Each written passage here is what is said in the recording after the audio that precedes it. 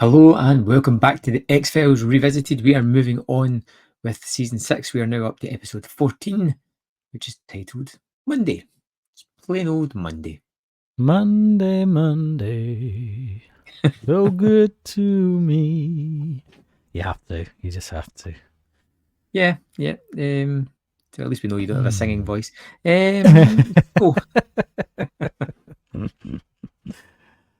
Right, Monday, Okay. otherwise known as X-Files meets Groundhog Day. Where do you think it sits in the IMDb ranking? I'm quite surprised with a lot of season 6 episodes. I feel they're all higher up than what I expect, but I feel as if this one's going to be around about the 6 to 7 mark. You would be very nearly wrong, because it's at 23. 23.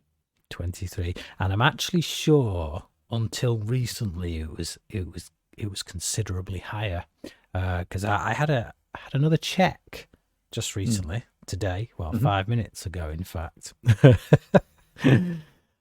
just before we came on, and there's been a bit of a reshuffle on that IMDb ranking. I don't know if it's like a whole host of new viewers come in recently for whatever reason, and with it going to Disney Plus, maybe it's picking up new viewers, which is nice. But yeah, that ranking's kind of changed a little bit. Postmodern, I'll say it again. Postmodern Prometheus has got it like pretty high up into the top 10. Bad Blood has not only been knocked off the number 1 spot, but has gone like a few places down to number 4, giving way to Jose Chung's Some Outer Space. It's weird. Like that whole top 10 has just like been obliterated compared to what it looked like back when we did Bad Blood. That was top of the list. I'm looking forward to getting to the end of X-Files and creating our own lists, which I think will be definitive. I think we'll just say that right list, there. Yes, definitive list. I'm looking forward to that. Set in stone. The fact that this list is so fluid freaks me out, right? I won't lie about it. It just freaks me the hell out. I mean, it annoys me no end, just because it instantly dates our recordings. You go back to any of our recordings when we've done this, and instantly the positions have probably changed. So yeah, who knows if this will be at number 23 next week when it actually airs, but it's anybody's guess. Anyway, that's that. Let's get into it. So we open up on a kind of street, big city street, and police descend en masse around a bank. And then suddenly Skinner rocks up. It's almost like he's just walking down the street. There he is. And he just comes over, asks the lead agent what's going down, and he says that 2 of his agents might be in there. It doesn't take a genius to guess which 2 agents that would be. The only 2 he cares about. Yeah, the only 2 he cares about. The only 2 he loves enough to confess to on his deathbed that he'll never go against them again, only to go against them 5 minutes later. So the lead agent that he speaks to almost thinks that he's going to take over, but Skinner's like, no, I'm not here for that. I think 2 of my agents are in there. So it turns out there's a bank robbery going on as it happens, and suddenly a woman starts yelling at Skinner, and she's like, "Stop this, Skinner! Stop this! You gotta make sure this doesn't happen." She gets dragged away, and then we kind of jump to inside the bank, where Mulder lies shot, with Scully holding him, kind of covering the wound, applying pressure. She tells the man strapped with Semtex, I'm assuming that's what it is anyway, because whenever people strap themselves with bombs in movies, they always say it's Semtex or whatever, but whatever. She's strapped with explosive, and he says that she says that it doesn't have to end like this, but then suddenly the SWAT team, like a bunch of idiots, start busting their way into the bank, and the guy just says, yes, it does, and blows the place to smithereens. Bye-bye, Agent Mulder. Bye-bye, Agent Scully. The end. Yeah. And that's the show. Ended. Finished. Done. Yeah. It was a quick finale. You expect the last episodes to last longer than this, but Yeah. Fantastic explosion. Yeah. It's a really big effect. They shoot the hell out of it. It is impressive. Yeah. It's so good that I wish I could see it another 5 or 6 times. That'd be good. Because if you're gonna do something like this, you wanna use it, don't you? Use it as much as possible. Oh yeah, you get, If there's more some bang way for your buck, so bring it back into the script or have it on screen again, it would be wonderful. Yeah, you should be in the writers' room, mate. You should be in the writers' room. The problem I have like with this, like innovative. I've got these fresh ideas, which is the kind of issue I've got with this. Is by now, as we sit just now, this is such a used trope that it's how the episode's going to play. As soon as he gets the first or the second time waking up, you know exactly what we're going to get. And I which isn't necessarily a bad thing. It isn't, but at the same time, I find that not a lot changes each time to really make it fresh for me, especially the first couple of times. It becomes a little bit repetitive, which it feels strange saying that when it really is repetitive. But it just, every time it gets to that, I'm like, get through these quicker, get to the action quicker. You know what I mean? See, I'm slightly, I feel differently, to be honest, because I mean, as we get into it, I feel like with each time they show it, they reveal something else. There's bits, and bits do change, and it is subtle changes, but it's those subtle changes that feed in to the conversations, particularly that Mulder and Scully have in the office about fate and free will and I like those changes. I just feel as if we take a little bit too long in getting to them each time. We need to go through like 4 or 5 things that have happened to get to the one thing that's changed, and I just I think it's because I know what's going to happen. I just want to get there quicker. Lack of patience. Impatient Scotsman.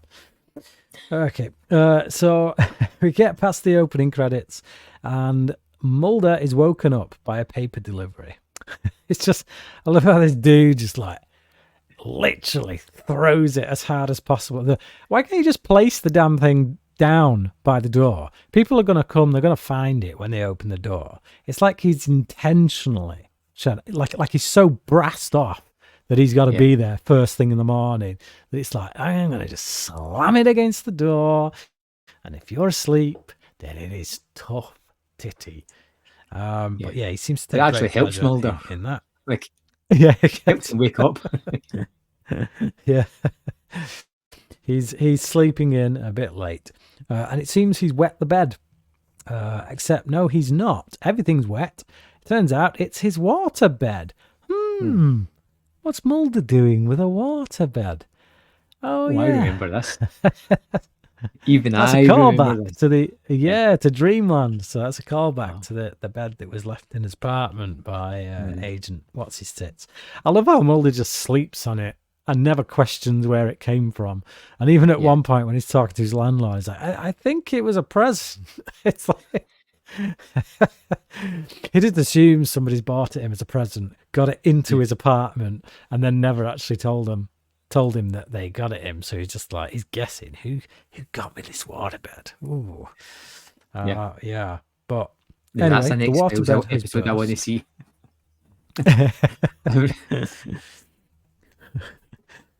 So the water is like just getting everywhere.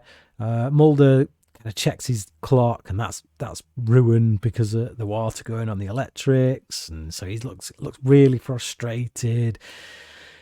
he goes to get a pan for the leak and stuff. He trips over his boots, which is pretty funny. And then he gets a phone call from downstairs, which is the landlord telling him that the water's coming through. And that's when he's like, yeah, it was a present. I'm sorry, yeah.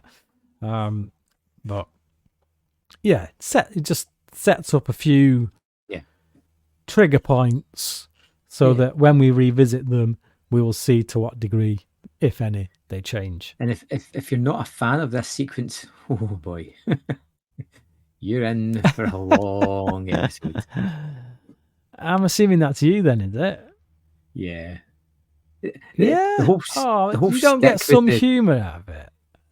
No, it feels like kind of it's the kind of humour that frustrates me when he's like trying to tip the pan to catch the water and stuff like that, and I'm like, not funny. Come on, Mulder.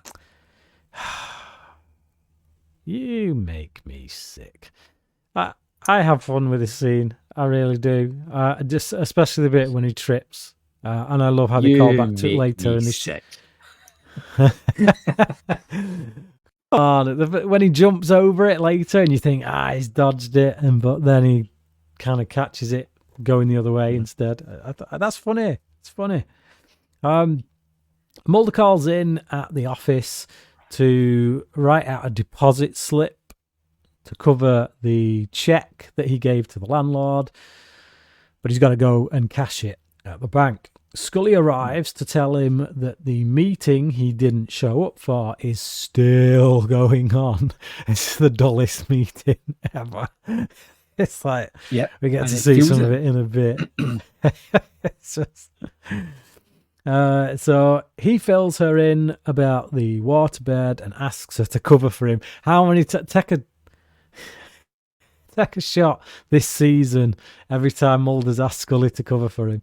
She's like, I always do. So yeah, he goes off, and outside the bank, Pam and Bernard are this guy does not look like a Bernard. It's got to be said. No, but he looks like a crazed bomber. He looks like a twat to me. This does not look like a Bernard. And just a sidebar here on this one, like all the way through the episode, I keep wondering what has gone so wrong that's driven him to this. Like, because you don't get answers. Like, it's just you don't need answers. You don't need answers. What goes so wrong in any man's life that decides to strap bombs to his chest and decide that the world deserves it? Yeah, but these people... There's some weird like side parts. Like, you get to a bit later on where Pam doesn't want to come with him, and he's like, well, just be a minute. I've just got a quick errand to run. And you're like, it's easy for you to say strapped with Semtex. Like, it's such an odd whole thing that's going on here. It just feels weird. And she's like, oh, you're going to lose your job if you don't go in. And he's just like, I don't know. I wanted a little bit more behind it, I suppose. I think you get enough to know that this is a guy who's lost all purpose in life. He doesn't feel valued. That's enough for me. The fact that he's strapping a bomb to his chest as a last resort. The fact that he, once he gets in there, gives up on the note that he's writing. It's just, that's like everything in his life. He's given up on everything. It's almost like he wants someone to give him a reason to flip that switch. He's not in there to rob that bank. He's in there to blow it up. I'll tell you what he does have, though. He does have a good follow through, because there's no there's no qualms about flicking that button, is there? Like, he is he is ready to go at any point. Yeah, but I think that's the point. Like I say, I don't think he's in there to rob the place. I think he's in there to blow it up. I think he's in there to go out with a bang. I think he was never coming out. Yeah. But so they arrive at the bank. Pam has lived all this before. We get the sense of that. When Mulder passes by, he looks at her, which he's never done before, because she literally calls it out. You've never done that before. Mulder goes into the bank where Bernard is writing out a robbery note. Scully sits in the dullest meeting ever and leaves when asked if Mulder will be gracing them with his presence or his report, basically. Yeah. But how many meetings in your life have you been in like this? I mean, I've been in quite a few that's been tough. And what I usually, I know when I'm in a difficult meeting when I start to yawn. And and when you feel and you're trying to hide it. Yeah, it's a difficult choice of just letting it out or looking that you're going down with a stroke. You know, that kind of He's trying to hide the fact that he's sucking on a sweet. Yeah. Horrible things. Man, this guy who's just speaking about statistics and figures. Even he's not interested. Like, and it's always like, if we look at the project figures, we can see they're 2 to 3% higher than the thing is, I tried to actually listen to what he's saying, and it's quite funny because if you do actually listen to what he's saying, basically what he's saying is we did a shed load of research in this area. And we did a shed load of research in this area. And what we found after all this research and money spent is that we didn't know any more after the research than we did before the research. It's basically what he says, but he just does this really long-winded way of saying it in the dullest monotone voice.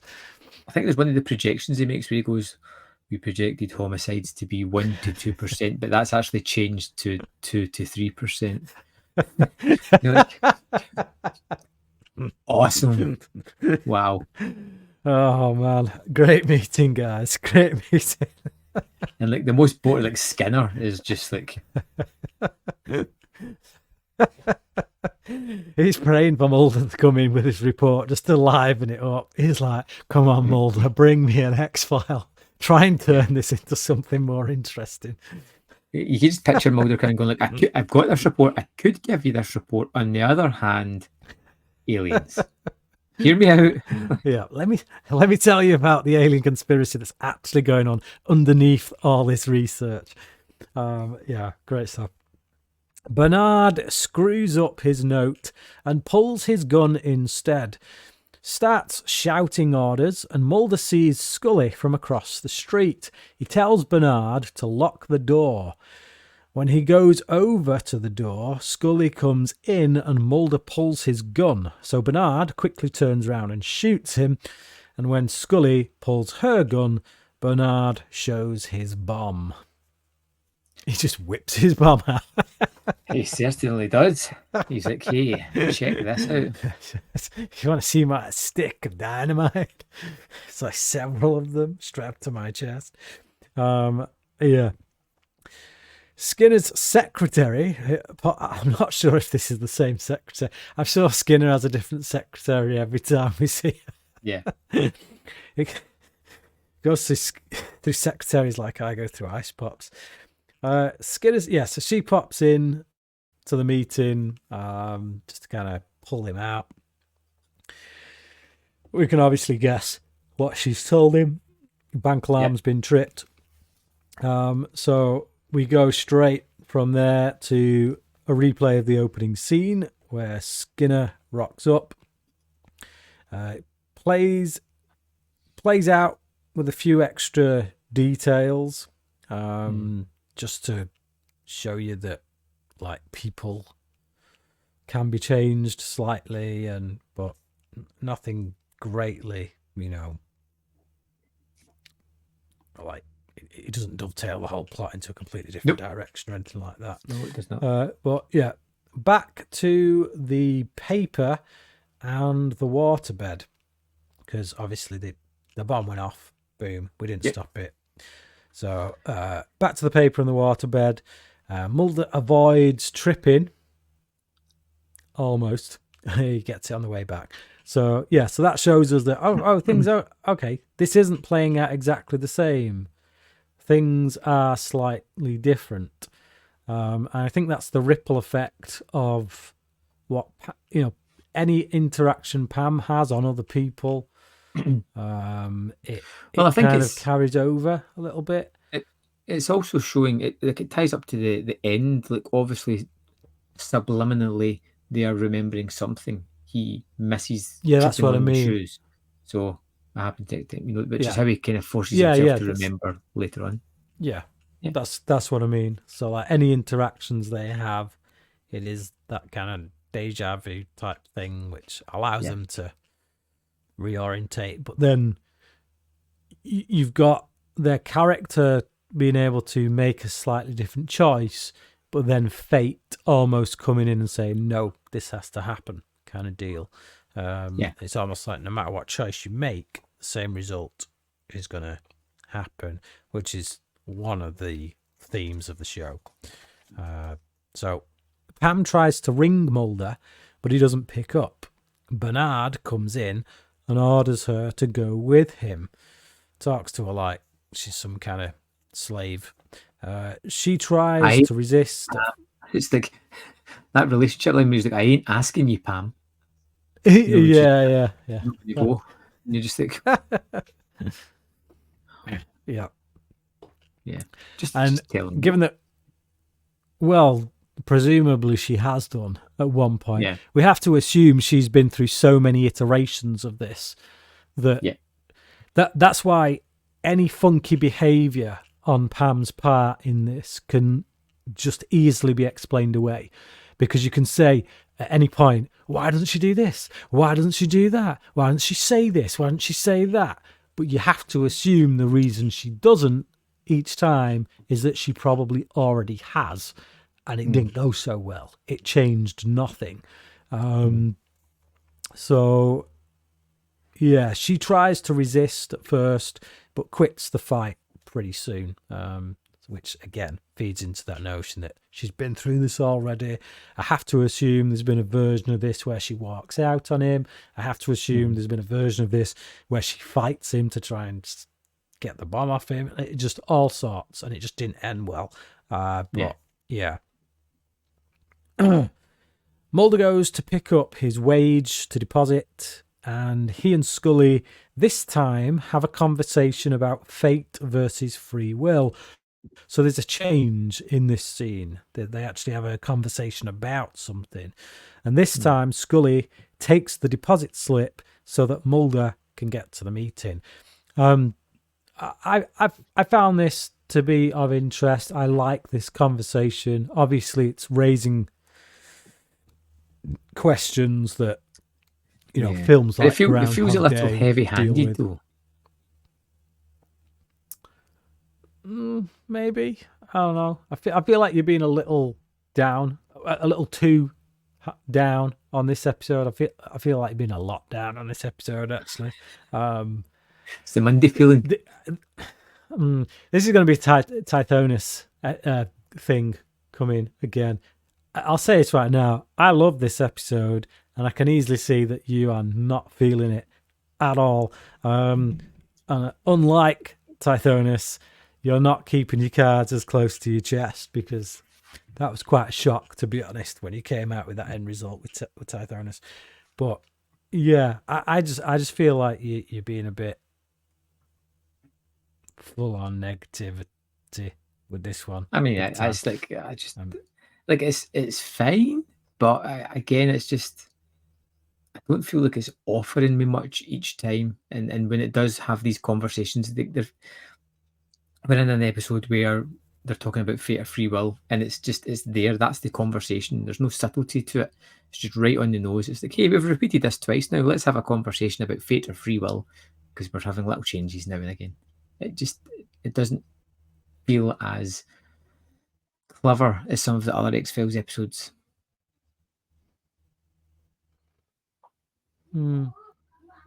Yeah, I disagree, but whatever. To each his own.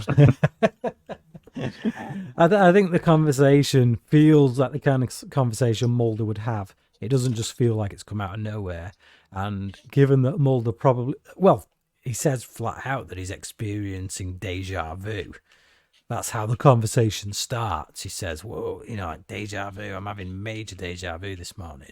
And that's what gets them into the conversation about fate versus free will.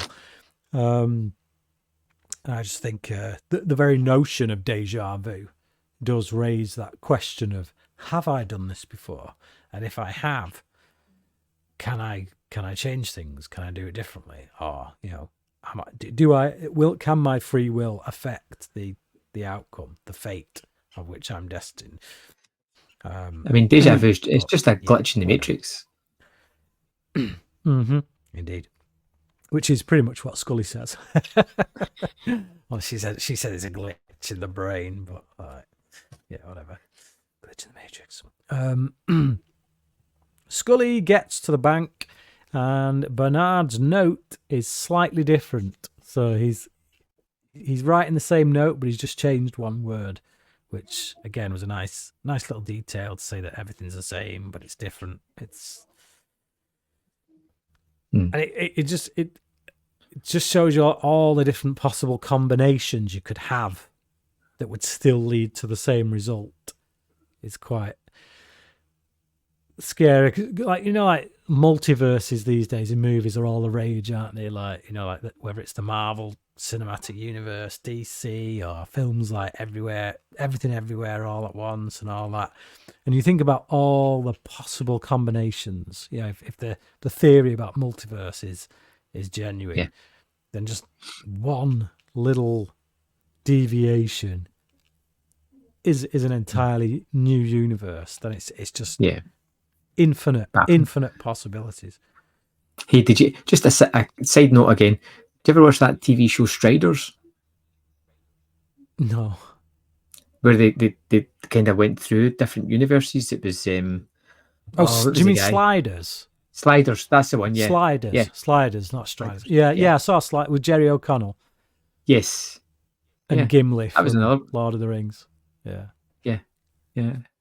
I just popped in my head. I haven't thought about it in years. I've tried not to think about it in years.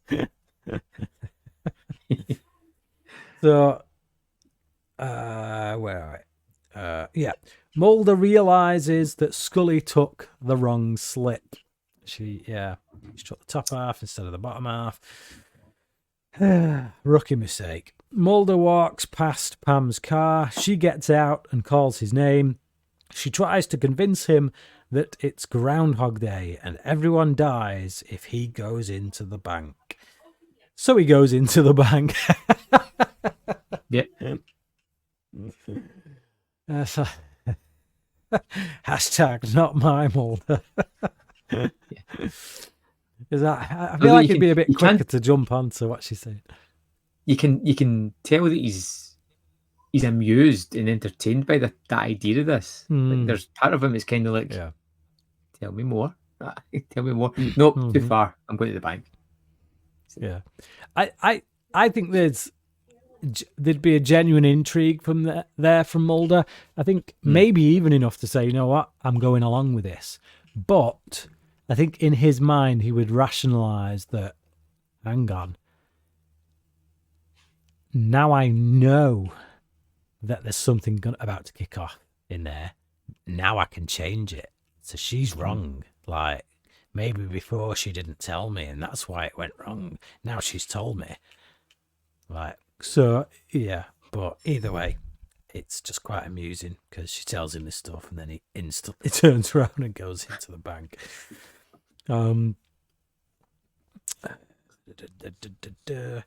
Bernard has shot a customer. Mulder and Scully try to talk him down, but when a member of staff says something stupid, he blows the place. So it's just a stupid member of staff who needs to keep a gob shut and stay out of it, but she's like, the police are coming. I pressed the silent alarm. It's like stupid. All right. Although I would say there is a far more annoying patron of the bank to come. one that really, really got on my nerves.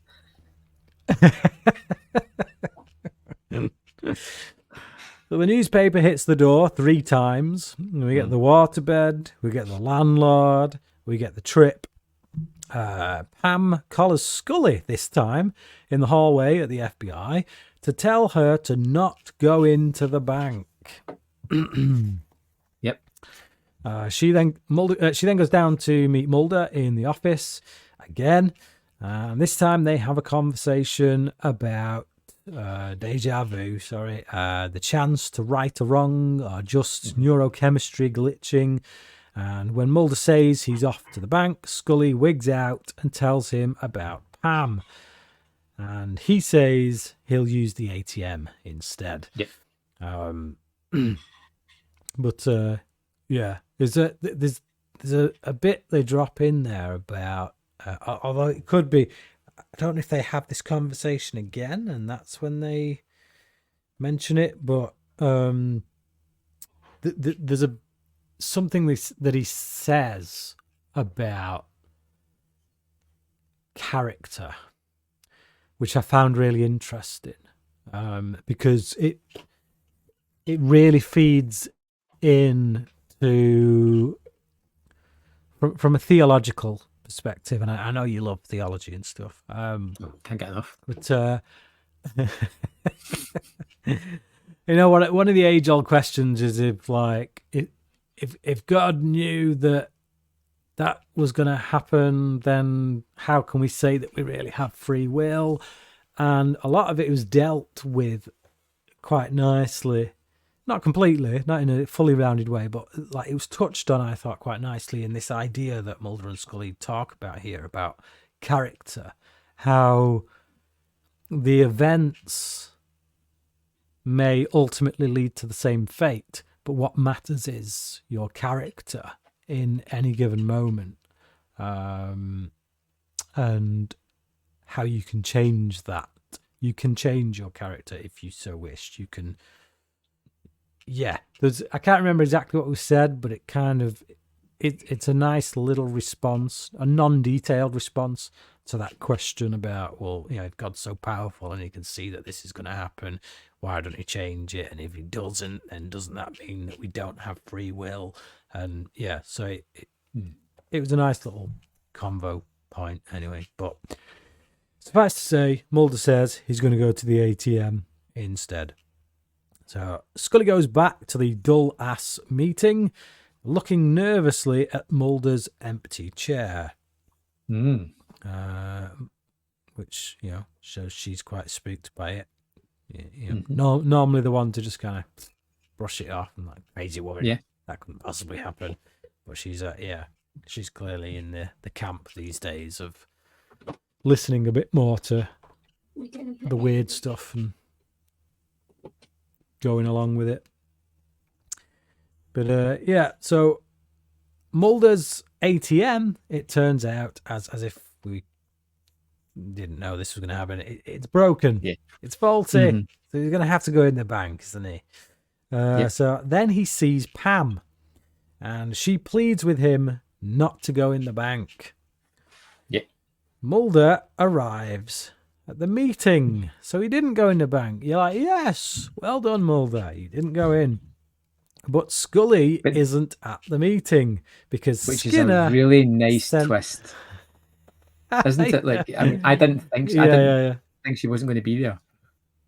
Yeah, so I didn't see that coming.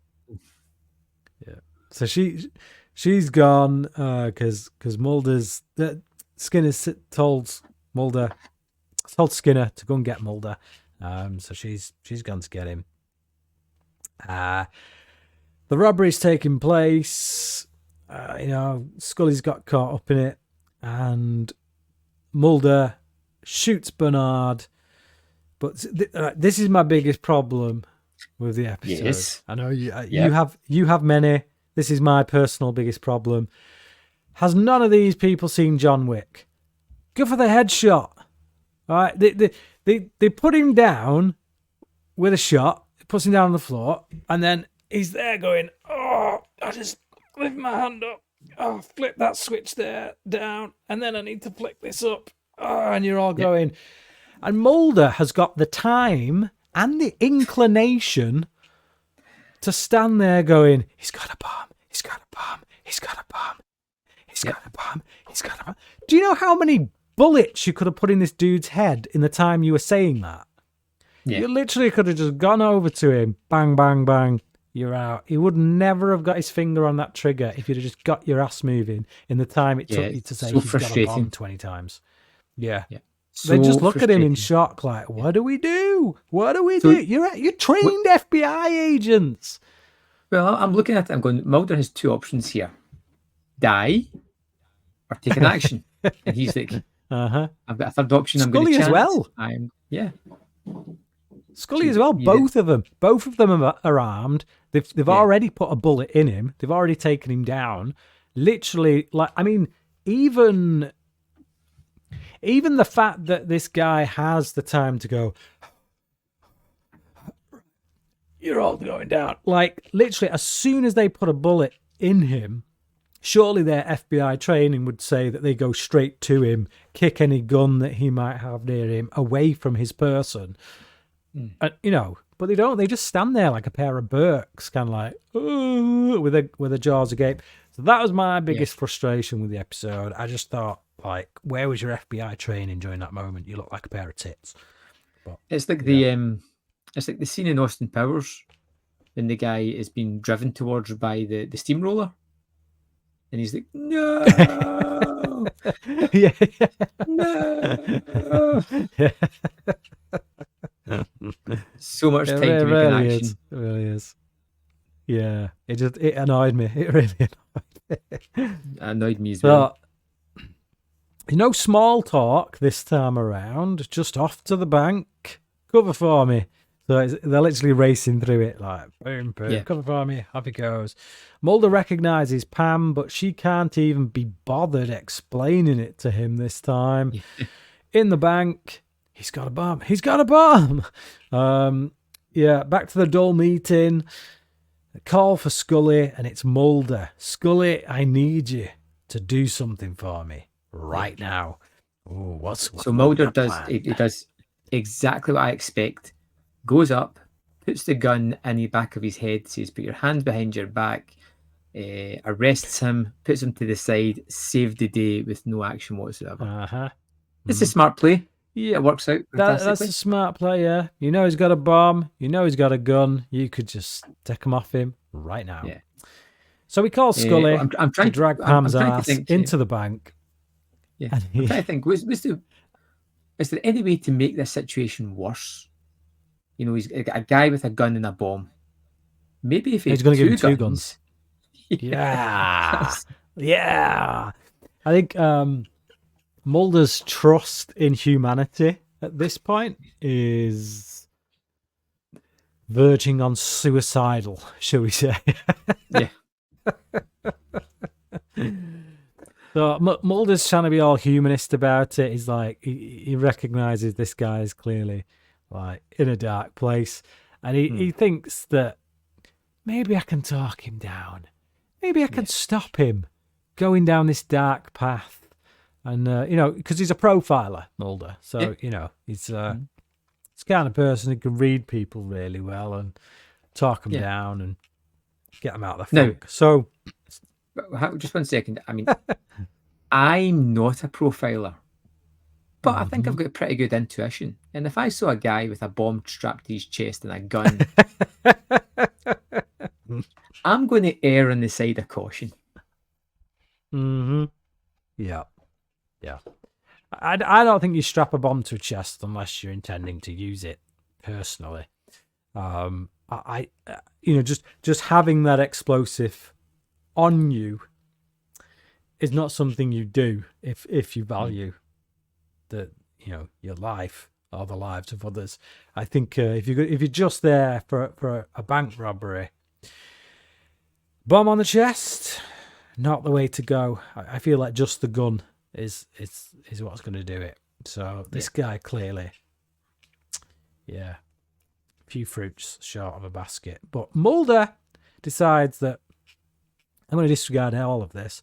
I'm going to lay my gun in front of Bernard, and I'm going to let him have it. And he tries to talk him down. So Bernard's there, he's thinking it through. Do Mulder's words make sense? No, not really. But now I've got 2 guns, so that is quite handy. So he pulls both guns on the patrons of the bank, and he starts shouting his orders again, saying this is a robbery. So he makes the wrong choice again, and he goes for the robbery. Scully brings Pam in. When Bernard shoots at Mulder, Pam jumps in the way of the bullet. And she says, "This never happened before," and dies. So not only did Mulder misread the situation and kind of give this guy a gun, it literally results in the death of Pam. Yeah. So I would be intrigued to find out whether Mulder just stopping Bernard from blowing the bank up would have made the day start repeating again, and that actually it is the fact that Pam had to die. Like, is there a version of this where Mulder just stopped Bernard and then boom, paper hits the door, waterbed springs a leak, and it's like, oh right, that didn't do it either. Why? Because Pam was meant to die. But we never find out because we never got to see that. And I think that would have been interesting. I think if we'd have seen that scene where Mulder does it right, where he's like, gun against the head, I know you've got a gun, empty it slowly, don't go for your trigger, or else I'll put a bullet in your head, arrests the guy, boom, he's like high-fiving with Scully, yeah, got the collar, then wakes up again to the newspaper hitting the door. I think that would have been interesting because it would tell us that, oh, okay, simply saving the people in the bank isn't what fate had in mind. It had to be that Pam dies. It had to be that Pam gave her life to save someone. So, yeah. But we didn't get that. So, but we do get a newspaper hitting the door again, which is kind of like, oh, so that we're not at the end yet. But yeah, no waterbed this time. Mulder asleep on the couch, just like the old days. He gets a phone call. Scully says Skinner wants Mulder's report on the robbery. So does she. And Mulder looks at his newspaper for a moment before throwing it on the couch. And we see the headline, "Woman Dies in Robbery." Yep. And there you go. That's the end. I'll let you wrap up first on this one, seeing as you don't seem to like it all that much. No. I can't see me rushing back to Monday anytime soon. Yeah, it's a repetitive episode, and although I can see value in certain moments, I thought it was fine. It was basically just fine. But I feel as if this is the season where we've got lots of gimmicky episodes. Do you know what I mean? Like like this season more than anything, we've had some of the more, like the Nazi one in the boats. Just like a kind of strange, out there, gimmicky kind of one, and it just feels like there's so we did many of both them, give and that 5 stars. Yeah. So. Yeah. But I just feel as if we've kind of moved away from what the X-Files are, and it's becoming a little bit more sillier and not really tying together a larger story. And it might be a case of this is a one too many of these types of episodes for me. Okay. And although it's fine, it's I'm a little bit tired of this gimmick as well. And it's not the episode's fault because it came way back. But I've got to say, like, for me, I'm torn here between a 3 and a 3.5. I think I'm going to go 3 on Monday. Okay. It's not a bad episode. It's just one that I wasn't invested in, if you know what I mean. All right. Okay. Yeah, it's a 4.5 out of 5 for me. I really enjoy it. I find it highly entertaining. I find it amusing. There's a lot of scenes in it that I do laugh at. That dull ass meeting cracks me up just because I've been in loads like it. I find the subtle changes to be quite interesting in regards to the conversation on fate and free will and just how much a change, the whole butterfly effect thing. If you stand on a butterfly, how much change would it actually make? And things like this seem to suggest that actually very little change because fate has got hold of your life, which obviously calls into question the very notion of free will and stuff. So I like that kind of stuff. I like things that examine that. And yeah, I find it very entertaining. I just think that, that scene in the bank when clearly that you've just put a bullet in a guy that's got a bomb strapped to his chest, had a gun in his hand, so at the very least you should be running over to his body to make sure the gun is kicked far away from him. I just think their handling of that moment was just like mind-numbingly stupid. But beyond that, I find it a highly entertaining episode. Anyway, tell me about Arcadia, episode 15. Arcadia. So this is an episode in which Mulder and Scully go into a... So in America, I think they had them in America back then. I think they've started having them over here now since, actually, because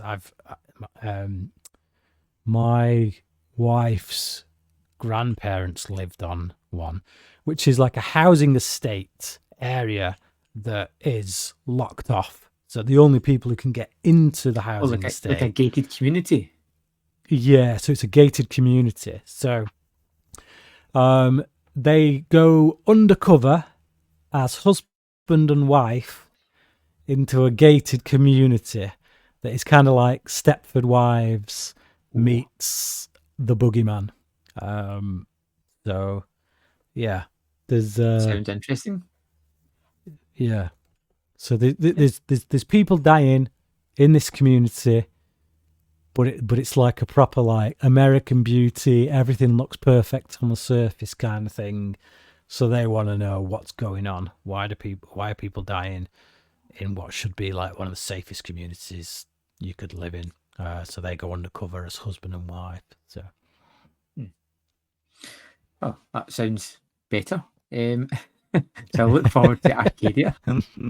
We'd love to know your opinion of Monday. It's not just about Brian and my opinion. Well, we'd love to hear from you folks out there. So you could email in. It's in the notes for this, or you can write us a note on YouTube and let us know your thoughts on this episode. And we look forward to talking next week about Arcadia. Maybe that's going to be an episode that we both really enjoy. Who knows? Join us then.